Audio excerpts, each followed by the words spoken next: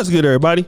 It's your boy, O'Shea Duke Jackson, back at it again with another episode of the Celebrity Junk. Since 2020, the world has been unpredictable.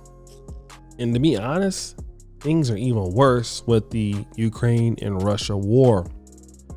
And now inflation added to high real estate prices and people being priced out of the market. Some people are just vulnerable. Minorities, older people, and yes, single women. Most notably, single Black women. Now we know that COVID women and children were the people who suffered the most. And in 2022, things are very much the same. So much so that Madame Noir, they put together this particular blog called Black Women May Want to Consider These Cities for Safety and Cost of Living. Now, let me just talk about maybe 25 years ago. 25 years ago in the late 90s, you can earn $50,000 a year and buy a house, get into home ownership, work a job, and everything is fine. But in today's world, making 60, 70, 80, 90 grand, depending on what city you're in, it will not cut it. And the American Association of University Women reports that it takes like a Black woman 19 months to earn what a white man earns in the same position. So life for single Black women is particularly pricey, right? And it's become more expensive as in comparisons to times past.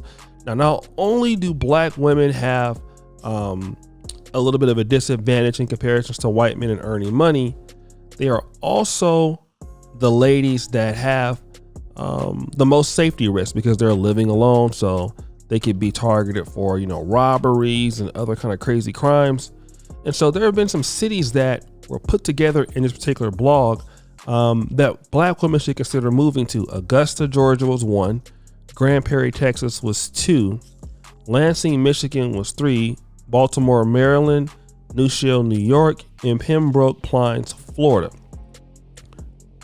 Now, I thought this was very, very interesting, guys. I'm gonna talk about this. And assuming that we're not talking about, Black women who are gay or looking for mates, because obviously they can get married too. Let's consider both factors, right? But let's talk about more of a heterosexual thing here. The blog only really references to single Black women staying single. It never addresses the fact that maybe these Black women, maybe just maybe, getting married to a decent Black man would solve some of these issues. Let's look at housing for an example. Now, if a Black woman wanted to move to Lansing, and let's say she had a husband who also was living in Lansing, wow, wouldn't that help her out? What about Augusta? What about Grand Prairie, Texas, which is not too far from Dallas? What about in Baltimore, Maryland, which is not so outside of, Washington, D.C.? New Rochelle, New York. It's not too far from Manhattan, but now they wouldn't be as priced out of the market because then you would have a man there to help build for you, to help support you. And not only that, protection. A lady is less likely to be robbed or attacked if she has a husband. But this is the trend in Black America. Let Black women do it all by themselves. And I'm going to tell you this, and I'm going to just say this, and I hope people don't take it offensively. I'm a younger guy in comparisons to maybe some of the older people. I'm in my early 40s, but I am from the old school. And the fact that you cannot expect single Black women to survive on their own. Now, I know that they can survive, but and thrive. Some women can do it for sure. Most likely will not, because we don't see this with other groups, the Asian community, We certainly don't see it in the Hispanic community. These other groups have their husbands in communities to support their women. And we need to be serious about, looking at options. And I understand when it comes to getting married, most people don't want to be tied down or things like that. I got it. But now, do you want to put these women out here by themselves where inflation is going to get to them? They don't have a partner in their lifestyle, all because she don't want to be submitting to no man, or all because she don't want to look bad to her homegirls. What happens if she wants to give birth? She wants to be pregnant. She wants to have a family. She wants to have some time off. She don't have no community around her. She's out here by herself, moving to a whole new city as a young woman. No support system, no economy around her. Does that make sense? Women have to be put in certain situations for them to thrive. And a lot of women have been missing that for so long, they don't even know what that feels like. What the benefit is to have men around or people in the community around, where business can be started. Like, for example, like I've talked about these groups before. You see them in Africa. They're called like circles, right? In circle groups, what they get accomplished is people come together. It started with like women, but people come together, 10, 15 people, and they pull their money together to create some kind of economic development, social development, in an inner city or in a village. It could be in Africa, it could be in major cities, kind of like microfinancing, right?